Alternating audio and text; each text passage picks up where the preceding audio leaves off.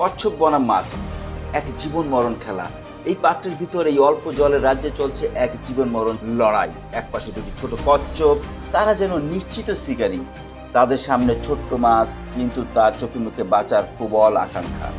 কচ্ছপ দুটি এখন মাছটিকে ফাঁদে ফেলার চেষ্টা করছে। এই ছোট্ট মাছটিও হার মানার পাত্র নয়। সে যেন জানে তার প্রতিটি বাঘ, প্রতিটি লাইফই তার জীবনের শেষ ভরসা।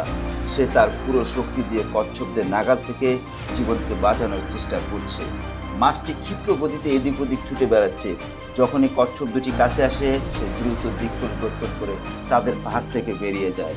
কচ্ছপরা চেষ্টা করছে, মাছও তার সর্বোচ্চ শক্তি দিয়ে লড়াই করছে। এই অসম লড়াইয়ে কে জিতবে?